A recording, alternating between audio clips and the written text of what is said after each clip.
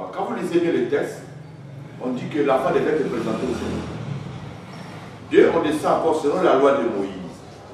Tout mâle, premier-né, devait être consacré à l'Éternel. Donc là, selon la loi de Moïse, tout mâle premier-né devait être consacré au service du Seigneur. Là, il doit servir le Seigneur. Parce que tu es le premier né de la famille. On te consacre pour le service de Dieu. Or, nous, on ne peut pas consacrer un bébé pour qu'il devienne pasteur. Tu ne peux pas envoyer ton enfant ici et lui consacrer le moi. Je vais dire ça à Dieu. Il devient pasteur. Et nous aussi, on le consacre étant pasteur ou étant que prophète. Non. Ce n'est pas biblique. On n'est pas dans la loi de Moïse. Je vois très bien ici. Ce qui a fait, c'est la présentation du bébé. C'est-à-dire qu'on présente le bébé au Seigneur. Pour que le Seigneur prenne le contrôle de cet enfant. Ça, c'est un. Deux, on peut parler de la consécration à condition que, c'est-à-dire, quand on parle de la consécration, c'est mettre à part cet enfant. Nous, on ne peut pas consacrer un enfant pour le mettre à part pour le service de Dieu. Non. On peut le consacrer au Seigneur pour que cet enfant soit sous la protection divine. Peut-être dans ce sens-là. Ça prie le Père.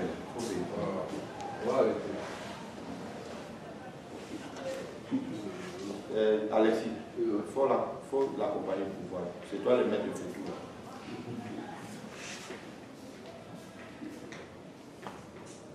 Comme la Bible nous dit, je vous exhorte à offrir vos corps comme un sacrifice vivant au Seigneur. Toute personne qui se consacre à Dieu en offrant son corps comme un sacrifice vivant au Seigneur, il n'est pas dédié pour le ministère. Mais il sacrifie son corps, sa vie tout entière au Seigneur pour les sacerdots, pour marcher dans la sanctification et à l'obéissance à Dieu. Ça veut dire que nous, ce qui est important pour nous, c'est de présenter le bébé au Seigneur. Amen.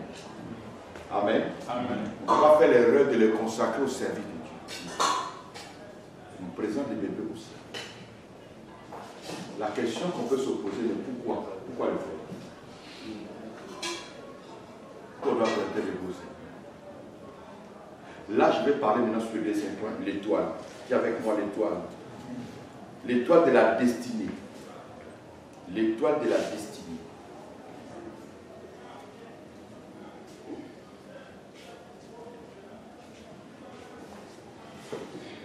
Ça va nous amener à lire Genèse chapitre 15, versets 5 à 6.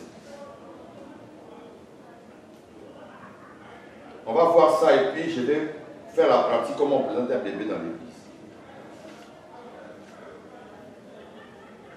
Genèse 15, verset 6. 5. 5 à 6. Genèse 15, 5 à 6. Et après l'avoir conduit dehors, il dit, regardez vers le ciel, regarde vers le ciel et compte les étoiles. Si tu peux les compter, et il lui dit, telle serait ta prospérité. Comme Abraham avait du mal pour donner naissance, pour engendrer, voilà, pour engendrer un enfant, et il s'est lamenté pour ça, Dieu va lui montrer cette expérience-là pour lui dire qu'il sera le père d'une grande multitude. Alors il envoie dehors, il regarde le ciel, la vie des étoiles. Et tu vois les étoiles, est-ce que tu peux les compter? Si tu peux compter ces étoiles-là, c'est que tu sauras aussi compter des nombres de tes enfants. Alors tu seras père d'une grande multitude. Maintenant, quand Abraham regardait les étoiles, Dieu lui présente ses enfants d'aujourd'hui et dans les jours à venir comme les étoiles. En regardant ces étoiles-là, Abraham t'a vu aussi. Parce que nous sommes des enfants d'Abraham par la foi en Jésus-Christ, nous les nations. Maintenant, en regardant ces étoiles, il a vu encore une autre étoile qui était différente des autres. Là, maintenant, nous avons la Jean chapitre 8. 56. Verset 56. Ce que je suis en train de dire ici, il fait référence à l'étoile.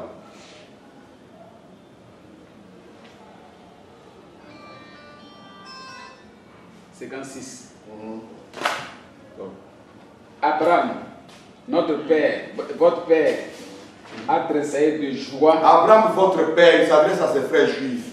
Abraham, votre père, a tressaillé de joie, de ce qu'il verrait mon jour. De ce qu'il verrait mon jour. Et il a vu. Et il a vu. Il s'est réjoui. Il s'est réjoui. Il parle de quel jour?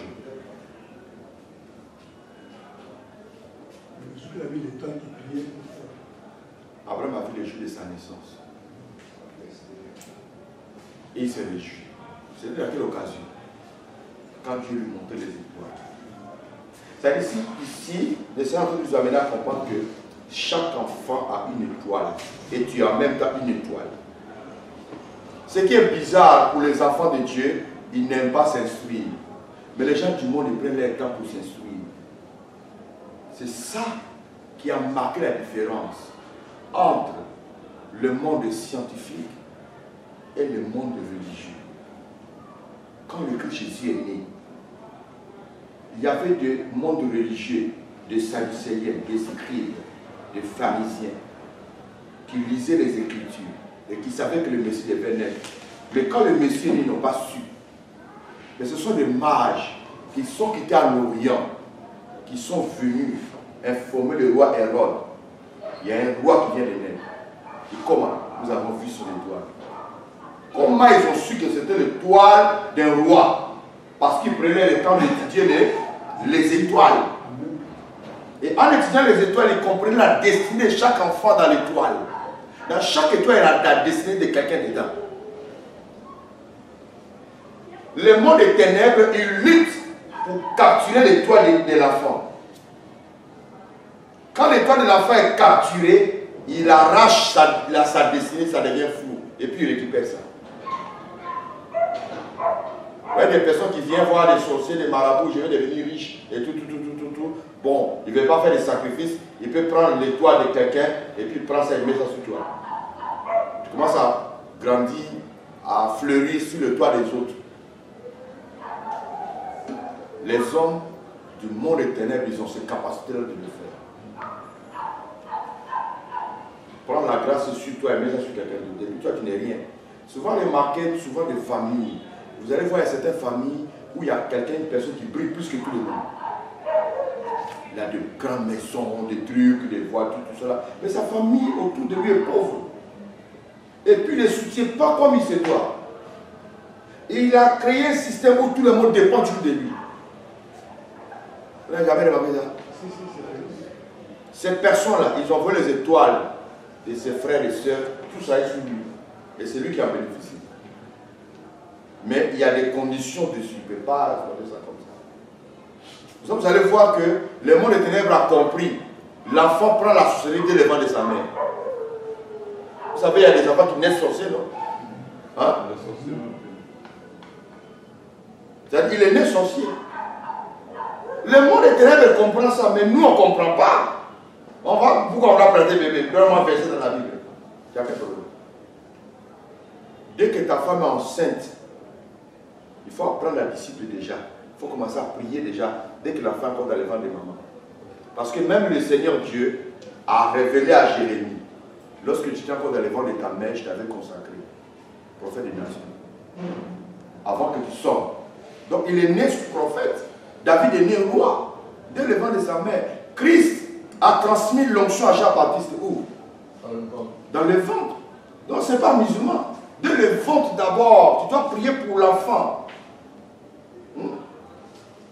À un moment, la vie à ta femme, lève-toi un peu. Tu attrapes le ventre, là, tu commences à prier. Tu pries pour cet enfant qui est dedans. Tu prends le contrôle de l'enfant. Que l'enfant soit rempli du Saint-Esprit dès le ventre de sa maman.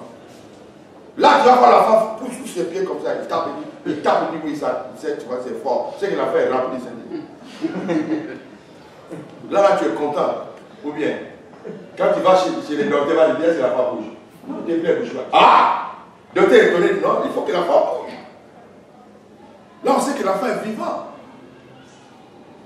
Mais si on doit prier, l'enfant qui est dans les ventres de la mère doit prendre la sorcellerie.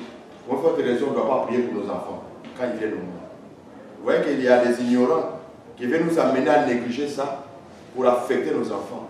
Non, il ne faut pas accepter ça. Dans l'église, on doit faire la présentation des enfants au Seigneur. C'est très important. Pourquoi? C'est de l'étoile. Je vais vous montrer quelque chose. On retourne dans Matthieu, chapitre 2. L'analyse de Mage. Matthieu 2, verset 3. C'est 3. Allez, verset 3. Le roi Hérode, ayant appris cela, fut troublé et tout Jérusalem avec lui. Il assembla tous les principaux sacrificateurs et les scribes du peuple. Non, prends verset 1-2. Matthieu. Matthieu, toujours 2 là. Allez, verset 1. Jésus étant né à Bethléem, en Judée, au temps du roi Hérode, voici les mages d'Orient arrivant à Jérusalem et dit: où est le roi des Juifs? Où est le roi des Juifs Qui vient de naître? Car nous avons vu son étoile. Car nous avons vu quoi? Son étoile. Son étoile. J'ai fait, c'est un peu de faire l'étude. Là, j'ai reçu quelque chose dit, les mages ont vu l'étoile. C'est-à-dire voir, ça vient du mot grec orao. Orao qui signifie percevoir les futurs. C'est-à-dire que quand ils ont vu l'étoile, ils ont étudié, ils ont vu le futur dans l'étoile, que cet enfant, c'est un roi. Vous comprenez un peu? Cela veut dire que dans l'étoile, les hommes messie peuvent lire l'avenir de l'enfant. Que cet enfant, c'est là, ceci, c'est là, c'est là. Il faut chercher à commencer à étouffer cette étoile. Donc, dès que ton enfant est né, frère, il faut trouver un temps que cet enfant soit présenté au Seigneur et que les hommes de Dieu prient pour cet enfant. C'est très important. Et je me fais comprendre. Et ils sont venus l'adorer, personne ne les a signalés, mais eux là, ils étudiaient les étoiles. Et à travers les étoiles, ils arrivaient à définir décrypter la destinée de l'enfant. C'est que cet enfant sera telle personne. Quand ils sont venus, ils pourraient dire que non, il y a un enfant qui est né ici. Mais ils ont parlé avec précision. Il y a un roi qui vient de naître. C'est la chose qui a troublé le Hérode. Attends, moi je l'ai ici, comment encore deuxième roi qui vient? C'est quoi ça? Et non, parce que nous là, on étudie les étoiles. Et dans les étoiles, on connaît la destinée de chaque personne. Tu comprends un peu? C'est comme ça qu'il faut éviter que les gens imposent les mains. Même dans l'église, suivez-moi ce que je vais dire ici. Dans l'église, quand il y a l'onction qui est en mouvement, vous voyez une soeur ou un frère qui s'élève, commence à poser les mains aux gens, on l'arrête tout. Il ne faut jamais penser que là, il est sous l'onction. Non, là, il n'a pas le droit d'imposer les mains aux fidèles ni à qui que ce soit. Parce que tu ne connais pas bien son état d'âme. Il ne faut pas laisser tout le monde imposer le main à tout le monde. Je me fais comprendre? Parce qu'en imposant la main, ce n'est pas ce qu'il a envie de faire. Il y a d'autres personnes que Dieu lui-même décide de parler de l'église. Parce qu'ils savent que ceux-là, il ne doit pas continuer avec vous. Les départs font partie de vos exaucements de prière. Il vient influencer, non, moi j'ai décidé de quitter là-bas, moi il vient influencer le monde. Non, il ne faut pas te laisser influencer par lui. Parce qu'il sait que ce qu'il est venu chercher là, il n'a pas trouvé. Mais il doit partir. Il faut le laisser partir. Il y a des départs, il faut autoriser ça. Nous sommes bloqués là-bas, j'ai dit. Si les personnes se font vraiment inutiles, ils veulent partir. Ok? À plus. Il ne faut même pas discuter avec lui. Il ne faut pas chercher à savoir les pouvoirs. Non, non, je te souhaite bon départ. C'est pour ça que moi j'ai fait.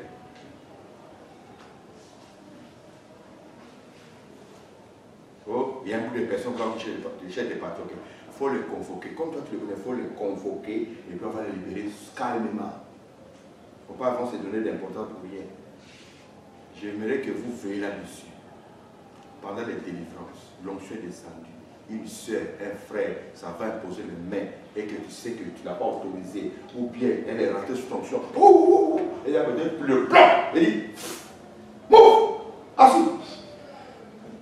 Parce que dans les positions de main, tout peut être transmis, frère. Tout peut être volé.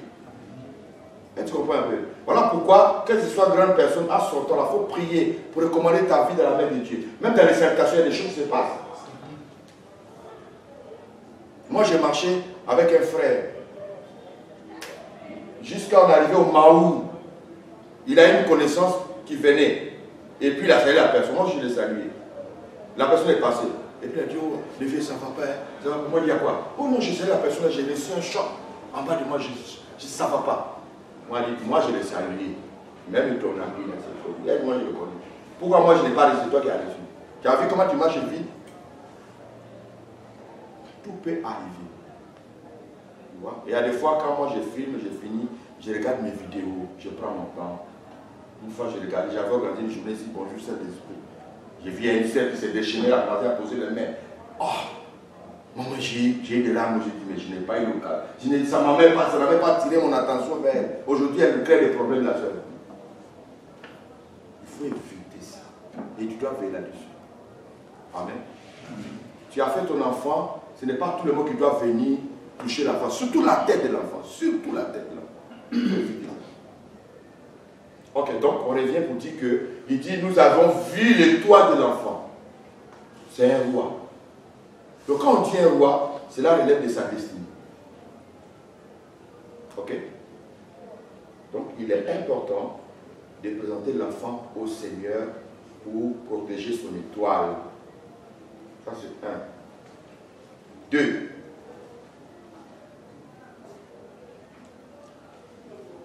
Pendant la présentation des bébés, nous voulons savoir quel type d'enfant il faut présenter au Seigneur.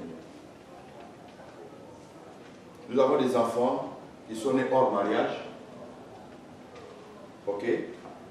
C'est-à-dire les enfants dont les parents vivent en concubinage. Nous avons des enfants qui sont nés dans le mariage. Et je crois que c'est les deux là. C'est les deux. Puisque si ce n'est pas dans le mariage, c'est hors mariage. Que ce soit le concubinage, que ce soit Thomas, ou bien en ancêté, en tout cas, chaque enfant a sa manière de venir. Est-ce qu'il faut-il présenter l'enfant au Seigneur parce que l'enfant est né hors mariage? Est-ce qu'il ne faut pas le présenter au Seigneur? Ça, c'est très important qu'on voit ça. Amen. Deutéronome chapitre 24, verset 6. Verset 16. Il y a un souci? Non. Lisez Deutéronome 24, verset 6. Verset 6.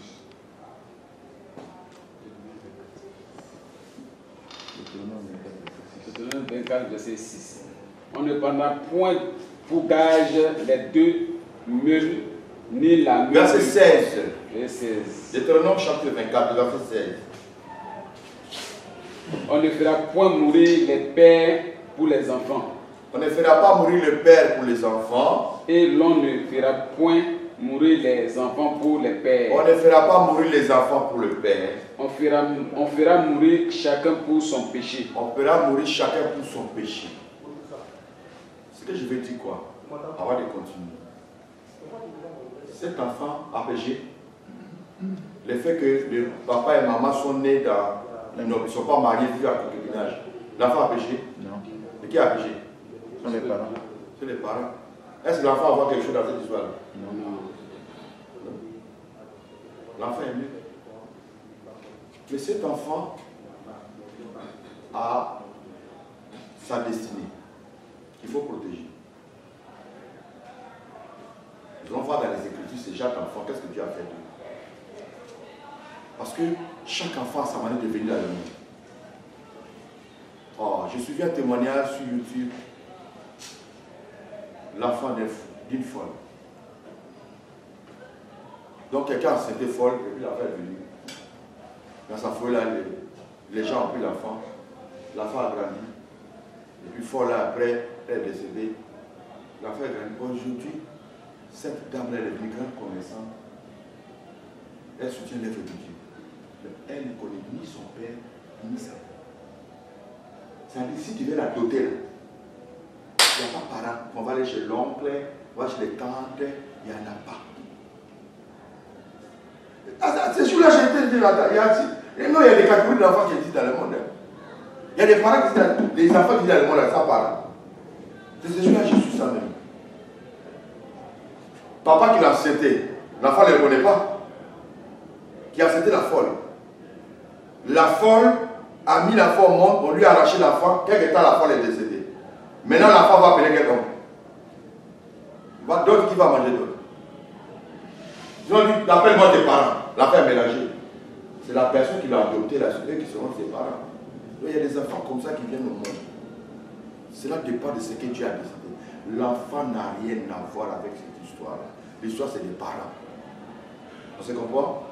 On continue, nous allons voir quelque chose. Vous allez voir que dans la lignée, dans la Bible, il y a des choses que Dieu a fait qui dépassent des fois l'entendement des hommes. On prend Matthieu chapitre 1, verset 5. On va appeler l'histoire de Salomon, Boaz, puisqu'on va arriver à Ruth. Là, on parle de la généalogie de Christ Jésus. Matthieu 1, 5. Matthieu 1, 5. Salomon engenda Boaz. Non, avant de lire ça, prends Genèse 19, verset 35 à 37. Après, on va aller dans Matthieu 1. Genèse 19, verset 35 à 37. Après, on va revenir dans Matthieu 1, 5. Jusqu'au verset 6. Genèse 19, verset 35.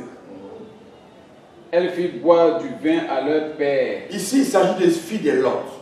Elles ont pu boire du vin à leur père. Le père s'est enivré. Parce que Lot avait combien de filles?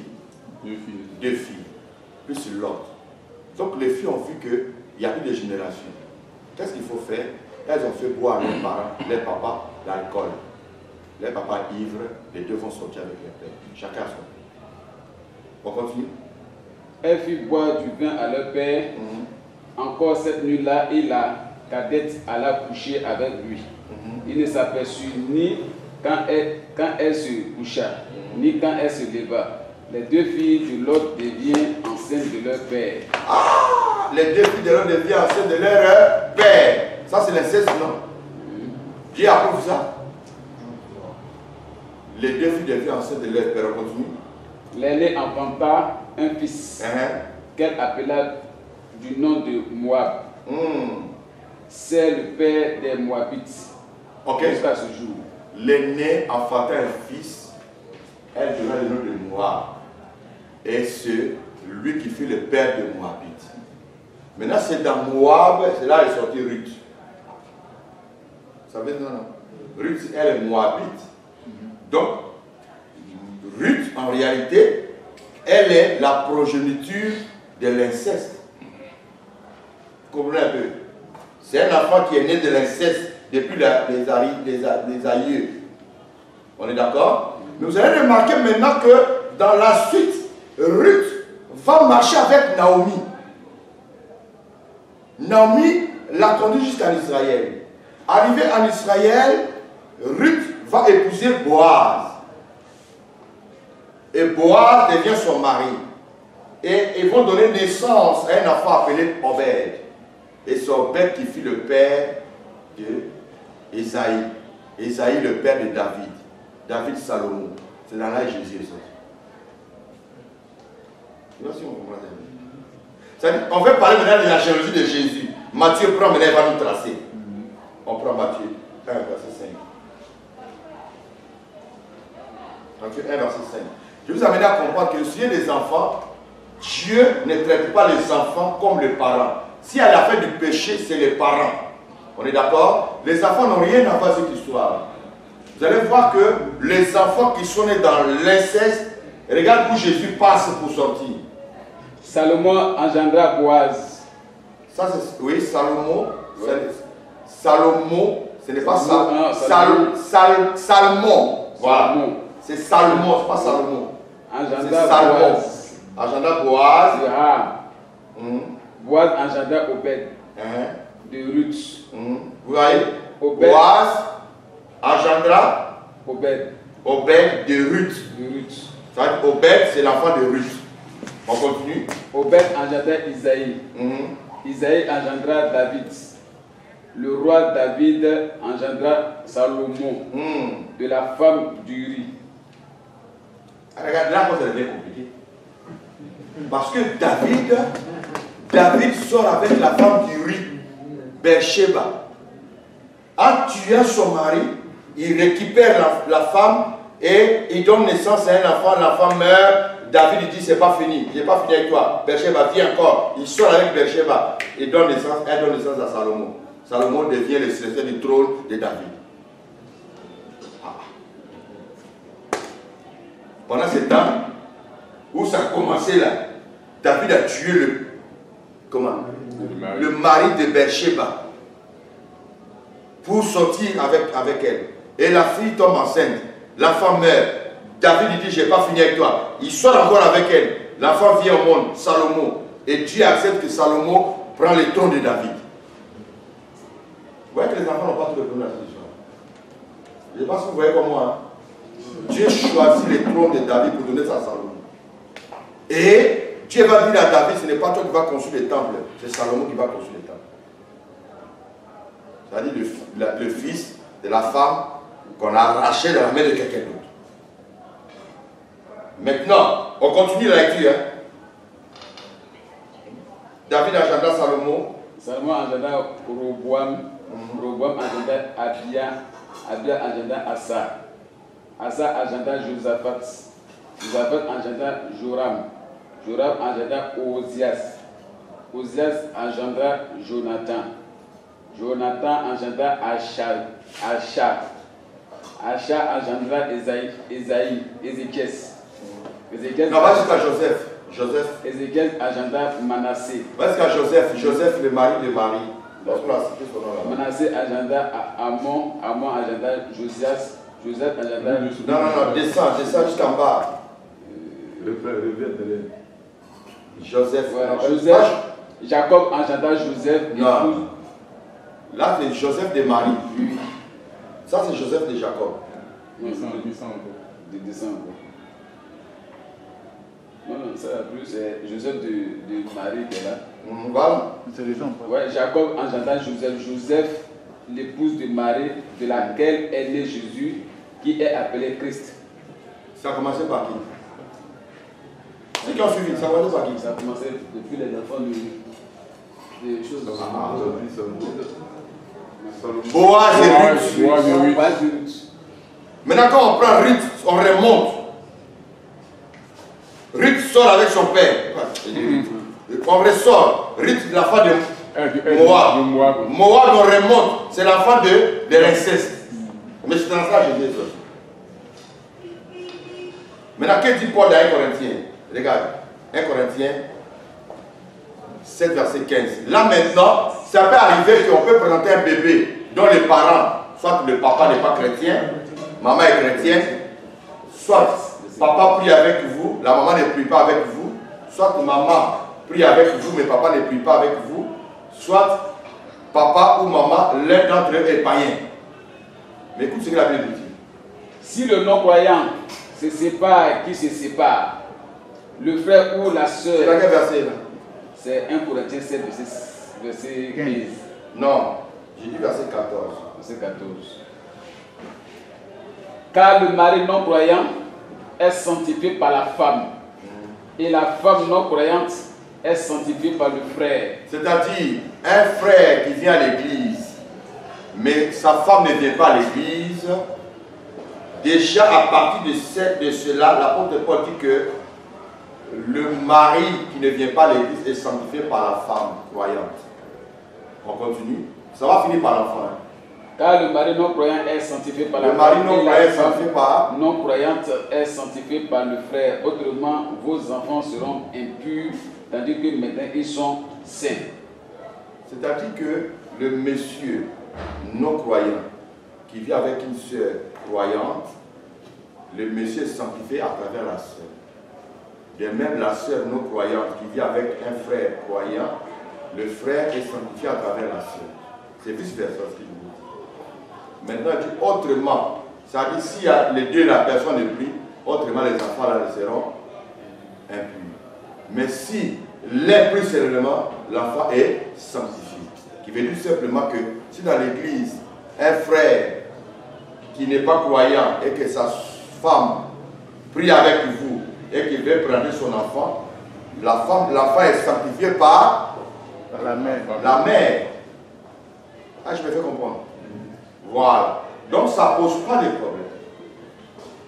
Pourquoi? Cet enfant-là de l'avenir, Réfléchissons ensemble. Si cet enfant, laissez l'a pas gardé, demain il devient pour nous. Il devient, comment on appelle ça? Microbe. Microbe, on fait quoi? On fait quoi? Si demain cet enfant devient le plus grand magicien du monde entier, ou quand il invoque le fait de descendre, ça consume les plantations, on fait comment? Mais si on la confie à Dieu, je crois que ça va protéger beaucoup de choses. Peut-être que sa destinée de son appel pour le ministère, ça va se dessiner. L'enfant est toujours l'enfant. On comprend? Il n'a rien à voir avec cette histoire. C'est ce que je voulais vraiment souligner. Là. Vous allez voir qu'il y a eu des enfants dont les parents vivaient en concubinage et tout ça, mais Dieu les a utilisés pour libérer même le peuple israélien sous la captivité d'une situation. Amen. La seule chose qu'on ne peut pas faire, si les frères et la sœur sont sous discipline, dès qu'ils ont donné naissance, tant qu'on n'a pas enlevé la sous-discipline, on ne va pas prendre la on enlève la sous-discipline. C'est comme quelqu'un qui prend son offrande pour venir auprès du Seigneur et qu'il a un conflit avec Dieu. Il doit régler ça d'abord, avant de continuer. Ça, c'est notre parenthèse. Mais à temps normal, ça ne pose pas de problème. On peut continuer? Ok, maintenant, dans la pratique de la présentation, ça se passe comment? Premièrement, les serviteurs, suivez-moi parce que vous allez le faire. Premier point. Si les deux parents sont croyants dans l'église, il est important que les deux viennent se présenter à l'église ces jours-là. Ça, c'est le premier point. C'est-à-dire, les deux parents. Si l'autre,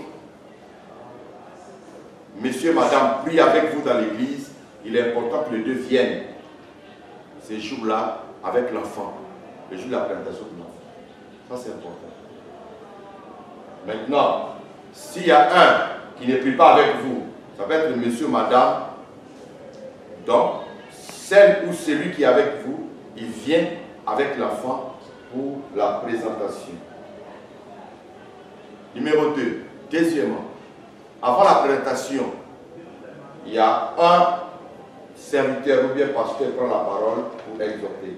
Il doit expliquer d'abord le pourquoi on doit présenter un enfant au Seigneur. Les raisons, le fond même de l'affaire, comme je viens d'expliquer ici. Vous voyez, nous sommes dans un monde de sorciers, un monde de magiciens, un monde où le diable domine. On doit présenter nos enfants au Seigneur pour que le diable ne vienne pas voler leur étoile. Les enfants ne soient pas un sacrifice humain plus tard. Que la vie de ces enfants-là soit conduite par l'Esprit de Dieu. C'est important d'expliquer ça aux parents et à l'Église de Dieu, le pourquoi on doit les présenter. Ok? Troisième point, tu vas demander aux parents de donner le nom de l'enfant. C'est-à-dire qu'ils vont écrire ça sur un bout de papier pour te donner le nom de l'enfant. On ne présente pas l'enfant, c'est ce jour-là, toi qui vas décider, parce que tu es loin du Saint-Esprit, tu dois donner le nom de l'enfant ce jour-là. Non. Oh, je te donne un nouveau nom. Ah, au moins que les parents acceptent que ce soit comme ça. Hein. Sinon, au cas contraire, ce n'est pas là où on donne les nouveaux noms. Donc, il donne les noms. Dès que tu as les noms,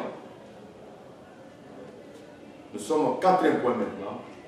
Tu vas donner l'autorisation au père de l'enfant. C'est-à-dire, tu as les noms. J'ai omis quelque chose, tu vas les appeler devant. Vous venez avec l'enfant devant. Monsieur, madame, ou bien madame, puis avec l'enfant devant. Dès qu'ils sont là devant, maintenant, tu vas demander au père de l'enfant, s'il est là, de parler sur son enfant. Pourquoi je le dis? En dehors de toi, pasteur, c'est son sang qui est là. Quand l'enfant va se révéler, tout ça va se révéler contre les parents. Il faut que le père parle, fasse des proclamations sur son enfant. C'est ce qui fait que ton enfant devienne. Parle à son esprit, parle à son âme. Ok? Joseph, je te parle étant que ton père. Soyez soumis à moi et à ta maman. Sois un enfant fidèle. Je proclame que tu sois vraiment un chrétien dans ta marche avec Dieu. Je proclame que tu sois obéissant à toute personne qui sera à ton chemin. Je proclame que tu sois intelligent à l'école. C'est toi qui proclames. Fais des proclamations sur la vie de ton enfant. Avant que le pasteur. Ça, c'est très important. Et tant que père. Amen.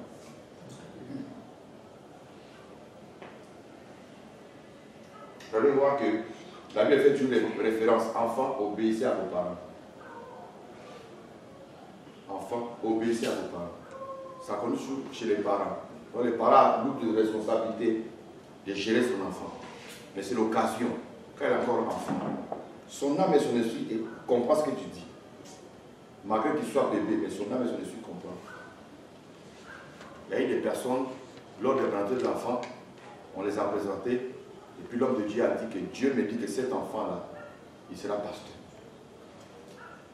Les parents ont entendu, ils ont dit. Et la Dieu est venu dire, l'homme de Dieu avait proclamé qu'il sera pasteur. Ça ne suffit pas. Parce que ça a été déjà dit. On ne sait pas les choses qui vont se déclencher ces jours-là par rapport à la destinée de l'enfant. Voilà. Donc là, nous sommes au 4e point, c'est ça, non? 5e point. Là, nous passons maintenant sur la prière. La prière du pasteur, la prière des serviteurs. Enfin, là, les serviteurs, maintenant, on doit les présenter un bébé. Quand tu passes maintenant à la prière, tu vas prier pour cet enfant. En priant pour cet enfant, tu vas demander à Dieu dans 2 camps. Tu pries pour l'enfant, la soumission, la sagesse, l'obéissance. Tu pries pour la santé de l'enfant. Tu pries pour la protection de l'enfant, la protection de son étoile. Et deuxième, tu pries pour les parents. Que le Seigneur pourvoie aux besoins des parents pour nourrir cet enfant. Parce que l'enfant n'a pas les pieds pour aller chercher la nourriture. On ne sait pas ce qui peut arriver. Mais qu'à travers ta prière, Dieu puisse pouvoir pour la nourriture des enfants en passant par les parents. Amen. J'ai omis une chose. Quand tu vas exhorter les parents, il faut préciser que cet enfant n'est pas né avec fétiche. L'enfant est venu nu. Donc demain, on ne peut pas voir fétiche par-ci, par-là. S'il y a un problème, fais recours au Seigneur. Ça, c'est très important de souligner ça aux parents. Voilà. Donc, nous passons au 6e point. Après avoir prié, les parents doivent faire une offrande de reconnaissance à Dieu. Ça, c'est très important. Parce que avoir un enfant, il y a des gens qui cherchent à faire avec torche. Mais Dieu t'a donné un enfant, c'est vraiment un don gratuit de la part du Seigneur. Il faut que les parents soient reconnaissants. Ils doivent faire une offrande à l'Éternel. Amen. Amen. Amen. L'offrande, tant que tu n'es pas consacré, ça ne te revient pas. Ça retourne chez l'apôtre. Ça, ce n'est pas à ton niveau. Quand il sera consacré, tu vas récupérer ça.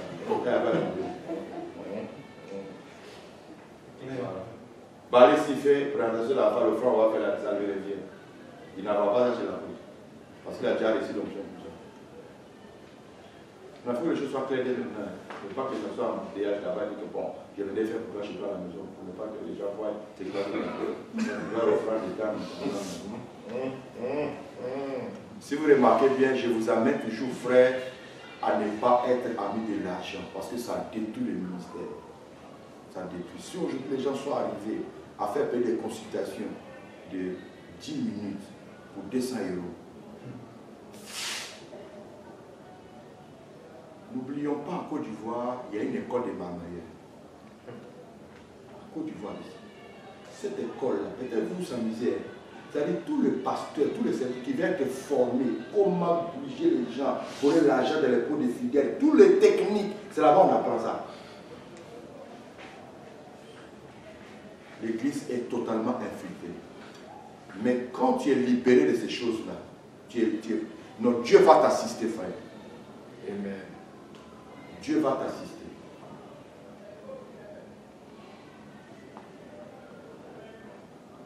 Je connais les moments difficiles que j'ai traversés.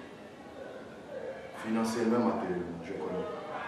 Comment j'ai été privé financièrement de manger même l'argent que moi, j'ai besoin de travailler.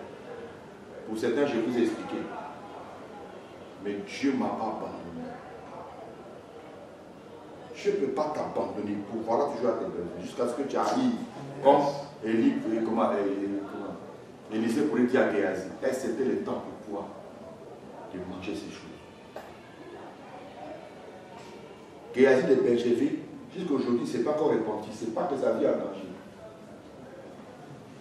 C'est qu'il a fait de faire les puis il va les poser les enfants des gens de main pour les empoisonner dans sa rébellion là. Ce n'est pas bon pour lui.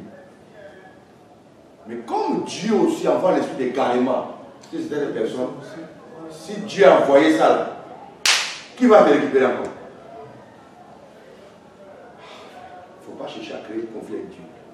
Si c'est Dieu qui a envoyé l'esprit de carrément, l'homme va faire quoi? Vous allez beau parler, ça ne va rien changer. Parce que dans ça là, il va aller jusqu'à dans les petits trous, on rentre là-bas et puis on ferme. Où on ne sort pas jusqu'à ce que le jugement dernier arrive. Mais il faut se repentir avant qu'il soit, on dit avant qu'il soit trop tard, ça non? Wow. Ce qu'il faut éviter là, c'est de chercher des problèmes avec Dieu. Si c'est avec les hommes, on peut régler. Mais avec Dieu là. Je disais à un frère, si on t'a mis à faire, on t'a mis sous discipline, première fois. Tu as fait machin, on t'a mis deuxième fois. Troisième fois, il n'y a pas sous discipline. Parce que nous les hommes, on a fait ce qu'on pourrait faire pour t'aider. On est arrivé à la fin. Ton cas devient le cas de l'Éternel des armées. On considère le verset qui dit considère-le comme un païen. On a bouclé avec toi. Maintenant, là, marche comme tu veux. Personne ne fera cas de toi. On va avertir au peuple de Dieu que ses frères, l'Église n'est plus responsable de sa vie, de devenir libre. Ce que tu voulais là, tu as cherché là, c'est ça qui a perdu. Maintenant, ton cas devient un problème entre toi et Dieu. Les hommes ne peuvent plus intervenir. Il n'y a pas longtemps, j'ai parlé, c'est un frère. Lui, il pense à amusement. Les églises, ce n'est pas des boutiques qu'on peut changer quand on veut. Non, hein? Chaque responsable d'une église va rendre compte aux âmes que Dieu lui a confiées. Si l'âme se cherche de sa manière, il dit, oh ma chère, ok, mon frère, je suis plus responsable. Quand le Seigneur viendra, tu vas te rendre compte de ta vie, toi seul. Ce n'est pas des boutiques. Bref, Géasi, vous savez ce qui lui est arrivé. Il a ramassé la lèpre et lui et sa famille, il est mort dans la lèpre. Or, l'onction d'Élisée, là, c'est lui qui devait prendre ça. Mais c'est un cadavre qui a laissé l'onction d'Élisée. Un cadavre. Donc, on n'est même pas des origines.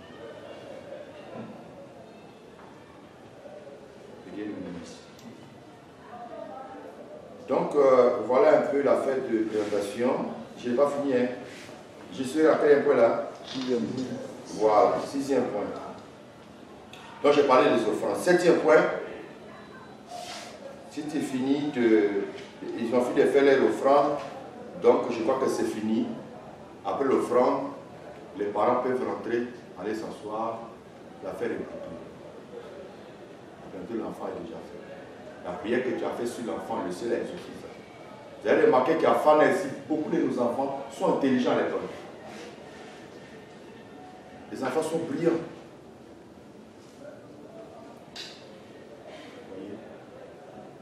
La Bible dit, apprends ton enfant dès le bas âge à connaître Dieu.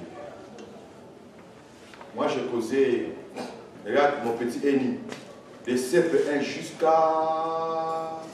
Il est arrivé aujourd'hui à Master. L'enfant n'a pas doublé les classes. C'est une fois, quand il est parti à l'université, à FIPA ici, là, les conditions étaient compliquées pour lui. Parce que les manières de fonctionner, ce n'était pas trop ça. La femme m'a dit, papa, je veux reprendre. Pour mieux faire. Et lui-même, il a choisi l'école. Au deux plateaux, là, il est parti. Aujourd'hui, il est brillant. Et il n'a pas de répétiteur. J'ai commencé avec les répétiteurs quand il a été dans CP1, machin, tout ça là. Après un moment là, l'enfant lui-même s'assoit et se concentre dans ses études. Sans répétiteur, l'enfant là va, il triomphe jusqu'au. Voilà un cas qui est avec moi. C'est quand il se concentre lui-même, il a des réponses. À l'école, c'est lui qu'on appelle pour donner, réviser les cours avec ses amis qui ne comprennent pas. Voilà des grâces de cette onction. Que Dieu nous bénisse. Voilà, il y a question. Boulanger, il faut vérifier bien. Il est descendu. Hein? Il est descendu. Le fait a quel problème? Il y a question?